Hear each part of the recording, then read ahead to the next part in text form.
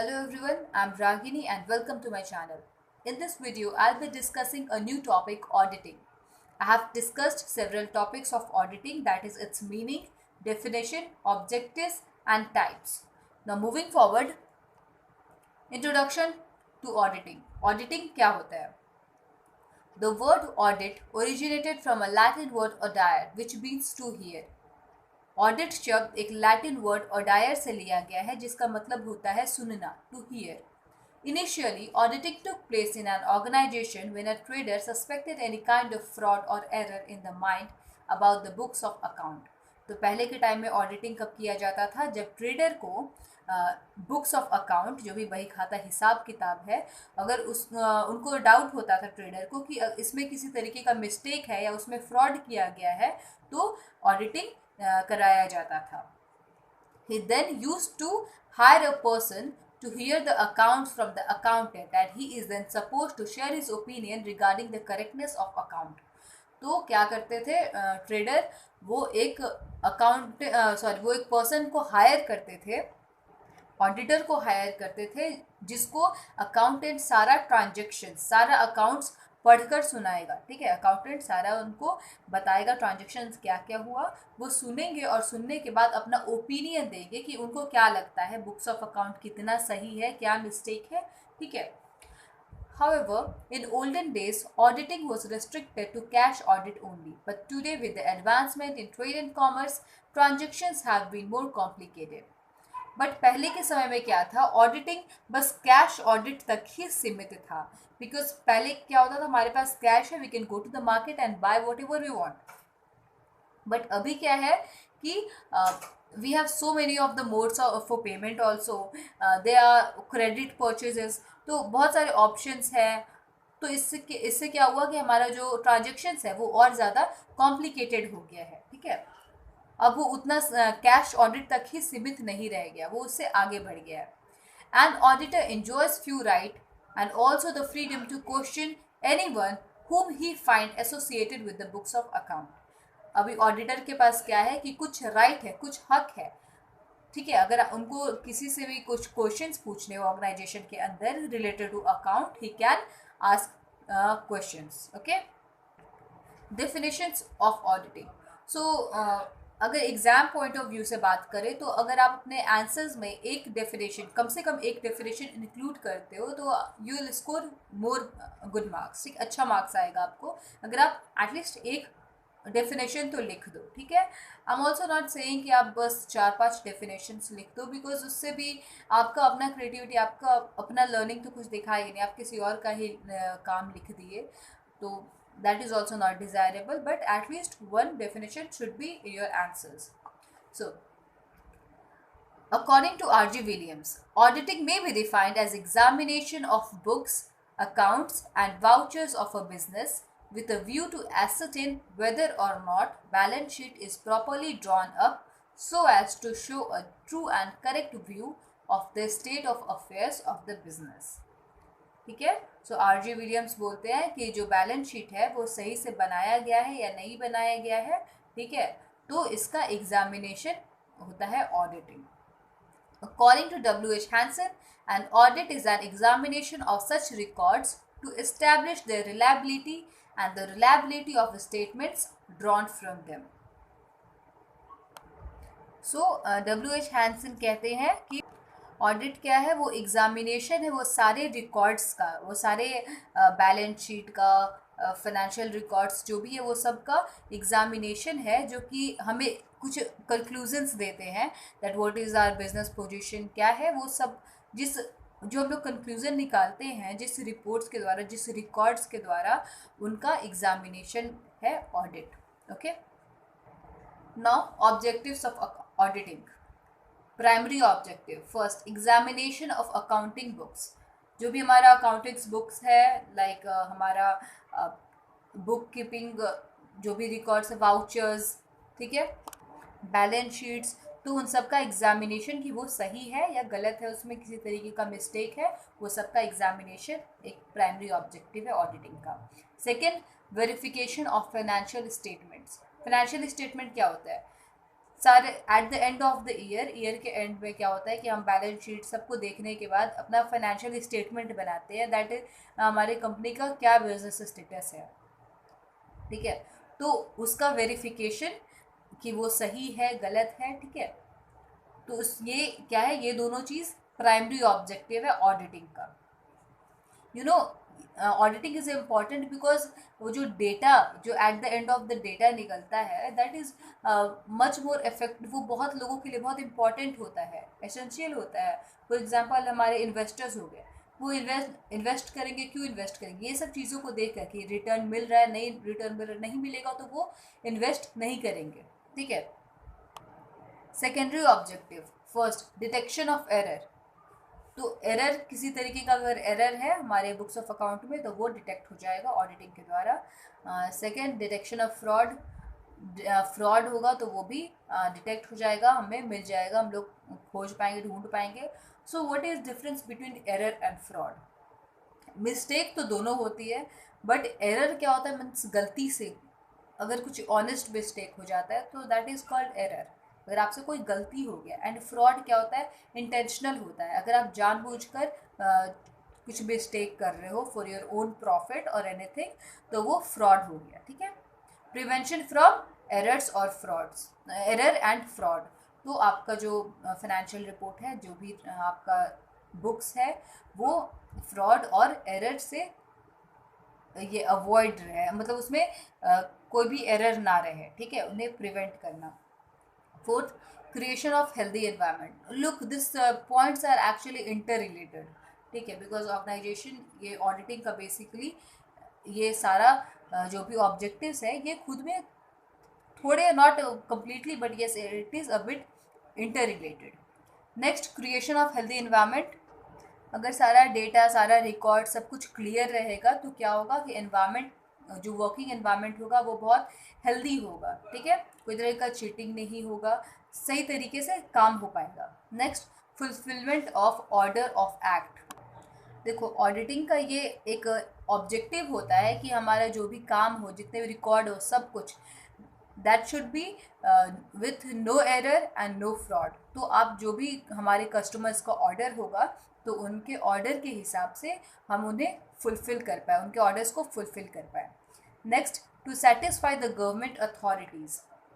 As we know, government is also related to our business, हमारे business से वो भी रिलेटेड होते हैं, because we have to pay taxes and government हमें कुछ, गवर्नमेंट क्या करती है, अक्सर they come with few plans, programs. तो कुछ स्टैटिक्स होते हैं जो कि हम मैच करते हैं या नहीं, टैली, अगर कुछ स्टैटिस्टिक्स, कुछ डेटा अगर वो मैच करे तो कोई प्रोग्राम होता है, आप उसके लिए एप्लीकेबल होते हो या नहीं होते हो। तो this record should be very clear. Next, advice to the managers. So auditing से क्या होगा, हमारे मैनेजर्स को गाइडेंस मिलेगा किस तरीके से रिपोर्ट्स को चेक करना है, किस तरीके से बनाना है, क्या इंक्लूड करना है, क्या चीज़ को इंक्लूड नहीं करना। So they will get idea. Next, moral effect on the employees. अगर जो एम्प्लॉयज़ हैं वो ऑर्गेनाइजेशन में काम कर रहे हैं और वहाँ पे जो कुछ एम्प्लॉयज़ हैं जो कि फ्रॉड कर रहे हैं, एंड जब तक कि उनका फ्रॉड डिटेक्ट नहीं होता है, बोथ आर ट्रीटेड इक्वली। तो जो फ्रॉड कर रहा है वो तो, उसको तो प्रॉफिट हो रहा, but the one who is not doing, तो उन्हें कहीं ना कहीं एक तरीके का मेंटल पीस नहीं होगा। दैट यहाँ पे क्या किया जा रहा है, हम दोनों को सेम तरीके से ट्रीट किया जाए, जबकि वो इंसान गलत कर रहा है, और गलत को जब पनिशमेंट मिलेगा तो लोग अच्छे से काम कर पाएंगे और उनका ध्यान रहेगा कि नहीं, अच्छे से काम करना है एक ऑर्गेनाइजेशन में, we don't have to play with her job, ठीक है। Next, social objectives. Protection to shareholders. Who are shareholders? Shareholders they are owners of the company other way, ठीक है। जैसे कि हमारा जो कैपिटल है, capital means that invested, money invested during the initial years, तो तो capital बहुत ह्यूज होता है। तो जनरली क्या होता है, कंपनी शेयर होल्डर्स को क्या मीन्स उसे कैपिटल को अलग अलग पार्ट में एज शेयर्स बेचती है। और जो उस शेयर्स को खरीदते हैं वो क्या हो जाता है, वो शेयर होल्डर्स बन जाते हैं। सो शेयर होल्डर्स आपकी कंपनी का कैपिटल क्यों खरीद रहे हैं, वो आपकी कंपनी का शेयर्स इसीलिए खरीद रहे हैं because they feel that it is profitable. तो शेयर होल्डर्स जो कि इन्वेस्ट कर रहे हैं, it should be very important कि उनके पास एक एक्चुअल फिगर हो, एक्चुअल डेटा हो that what organisation is doing, organisation का एक्चुअल में क्या फाइनेंशियल पोजीशन है, कितना वो प्रॉफिट दे रहा है नहीं दे रहा है, ये चीज़ क्लियर होगा तो शेयर होल्डर्स आसानी से इन्वेस्ट कर पाएंगे और उनके और वो फ्रॉड और किसी तरीके का मिसहैप से या करप्शन से दूर रहेंगे, ठीक है, प्रोटेक्टेड रहेंगे। To stop evasion of tax, देखो जनरली कंपनी क्या करती है कि अपना जो रिकॉर्ड होता है उसमें प्रॉफिट को कम शो करती है। प्रॉफिट कम शो होगा तो क्या होगा, टैक्स से बच पाएंगे या कुछ रेट्स कम देंगे, ठीक है, तो क्या कर पाएंगे, इंटेंशनली करती है ये मिस्टेक ताकि टैक्स को अवॉइड कर सके। सो इस चीज़ को स्टॉप करने के लिए ऑडिटिंग बहुत ज़रूरी हो जाता है। तो stop capital erosion, capital erosion क्या होता है, इरोजन होता है धीरे धीरे किसी चीज़ का डिस्ट्रक्शन या कम करना। फॉर एग्जाम्पल कैपिटल, बिजनेस के स्टार्टिंग में हम कैपिटल को इन्वेस्ट करते हैं, बट हमारा जो कैपिटल जो कि एक ह्यूज अमाउंट होता है तो उसे प्रॉपरली यूटिलाइज किया जा रहा है या नहीं किया जा रहा है, इसके लिए ऑडिटिंग बहुत ज़रूरी हो सकता है। दैट कंपनी में कुछ पार्टनर्स हैं, फॉर एग्जांपल कंपनी एक जॉइंट वेंचर या पार्टनरशिप में काम कर रहा है, two partners they are investing और उनमें से एक क्या कर रहा है, करप्शन कर रहा है, ठीक है, कुछ जैसे करप्शन कर रहा है, फॉर एग्जांपल अनवांटेड चीज़ों में भी पैसा इन्वेस्ट कर रहा है, तो इस चीज़ को ध्यान रखना because that is cheating with other partner as well as with the organization. So to stop capital erosion, auditing is very important. Next, measurement of fair wages of laborers. Labours होते हैं वो सारे वर्कर्स जो कि organisation में काम कर रहे हैं, तो ऑडिटिंग क्या करता है, उनका उनके काम के हिसाब से देखता है कि whether they are paid fairly और नॉट, उन्हें उनके वर्क के हिसाब से जितना वो काम करे उनके हिसाब से पेमेंट मिलना चाहिए, ठीक है। रिजनेबल प्राइसेस फॉर कंज्यूमर्स, देखो नाउ ऑर्गेनाइजेशन अब जितने भी रेट में हमारा अपना प्रोडक्ट बेचे, हमें क्या है, हमें उसी रेट पे खरीदना है। सो इट इज़ इम्पॉर्टेंट कि जो भी ऑर्गेनाइजेशन है वह कुछ भी कुछ भी अपने हिसाब से प्राइस ना रखे। There are so many of the factors जिसे उसे कंसिडर करना है। तो ऑडिटिंग क्या करता है, ये चीज़ देखता है कि उनका जो प्राइसेस है वो रीजनेबल है कि नहीं। ऐसा नहीं बोल रहे that it should be very cheap, no, but it should be reasonable. Like आपका अगर यूटिलिटी प्रोवाइड कर रहा है आपका product, yes, it should have price and other factors, ठीक है। Next, fair return to the investors. Investors कौन होते हैं, आपके ऑर्गेनाइजेशन में जो भी कुछ अपना कैपिटल, कुछ मनी अपना इन्वेस्ट करते हैं, ठीक है, ताकि बाद में वो फ्रूटफुल हो। तो बेसिकली इन्वेस्टर्स आपको उस टाइम में हेल्प करते हैं जब आपके ऑर्गेनाइजेशन को ज़रूरत होती है, तो वो रिस्क लेते हैं। सो उनके रिस्क के अकॉर्डिंग उन्हें रिटर्न भी तो मिलना चाहिए। सो इन्वेस्टर्स रिटर्न देखकर ही इन्वेस्ट करते हैं। सो उन्हें सही तरीके से रिटर्न मिल रहा है या नहीं, कहीं चीटिंग तो नहीं हो रहा है उनके साथ, इस चीज़ का ऑडिटिंग से क्लियर हो जाता है that it is that investors are getting fair return on their investment, ठीक है। Next, types of auditing, so this will be our last topic. कितने तरीके के ऑडिटिंग होते हैं। First, continuous audit, an audit which is continuously done throughout the year or at regular intervals, say monthly or quarterly. This is convenient to the auditor as early detection of error or fraud takes place. तो पहला type है continuous audit, मतलब कि किसी भी organisation में auditing जो है, एग्जामिनेशन ऑफ फाइनेंशियल बुक्स जो है, फाइनेंशियल स्टेटमेंट्स, वो अगर कंटिन्यूसली रेगुलर बेसिस पे किया जा रहा है तो उसे हम कंटिन्यूस ऑडिट बोलते हैं। फॉर एग्जांपल से हर मंथ के बाद क्या होता है कि चेकिंग होता है आपके बुक्स का कि सारा सही तो है, कुछ गलती तो उसमें नहीं है, कुछ मिस्टेक, कुछ फ्रॉड तो नहीं है, तो उसे हर मंथ में या क्वार्टरली, 4 मंथली, इस तरीके से चेक किया जाता है। सो उससे फ़ायदा भी है, इसका कुछ नुकसान भी है। फ़ायदा ये है कि ऑडिटर बहुत पहले ही समझ जाएगा, उसको अगर कुछ मिस्टेक होगा तो बहुत पहले ही मिल जाएगा, ठीक है। बाद में आपको फॉर एग्जांपल 4th मंथ में मिला तो आप इनिशियली फिर से आपको चेक नहीं करना पड़ेगा। But at the same time इसका कुछ डिसएडवांटेजेस भी है। सबसे कॉमन डिसएडवांटेज कि ये बहुत एक्सपेंसिव हो जाएगा, बिकॉज आप अगर बार बार ऑडिटिंग करवा रहे हो तो आपको बार बार ऑडिटर को पेमेंट करना पड़ेगा। So yes, it will be a expensive affair. Anyways, second, periodical audit. It is also known as annual audit और फाइनल ऑडिट और complete audit. This type of audit is usually done at the end of the financial year. So periodical audit को हम annual audit, final audit और complete audit भी बोलते हैं, because इस तरीके का ऑडिट जनरली यूजुअली क्या किया जाता है, फाइनेंशियल ईयर के लास्ट में किया जाता है।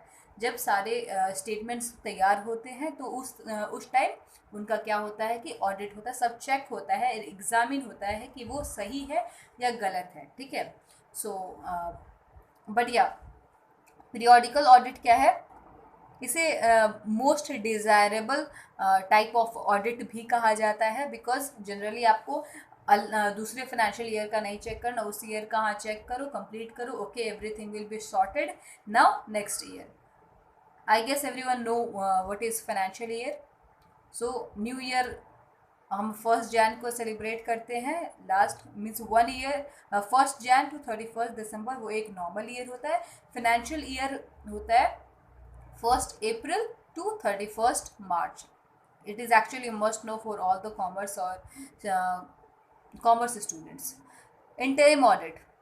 An audit which is conducted in between two annual audits with a view to find out interim profit to enable the company to declare an interim dividend is called interim audit, ठीक है। तो जैसा कि नाम से हमें समझ आ रहा है, इंटरिम ऑडिट क्या होता है, जब दो एनुअल ऑडिट मीन्स दो हम लोग पीरियोडिकल ऑडिट कर रहे हैं फाइनेंशियल ईयर में, एक साल जैसे 2012 है उसका रिपोर्ट्स आ गया और 2013 उसका आएगा। अगर हमें 2012 ख़त्म होने के बाद 2013 के बीच में ही ऑडिट करना है पड़ रहा है, ये चीज़ फाइंड करने के लिए कि हमारे पास तब तक कितना प्रॉफिट हुआ, तब तक कितना डिविडेंड हमने अर्न किया। तो इसकी वजह से क्या होता है, जब हमें ये डिक्लेयर करना हो, हमें हमारा इंटरिम डिविडेंड डिक्लेयर करना हो, तो उस टाइम हम इंटरिम ऑडिट कराते हैं, ठीक है।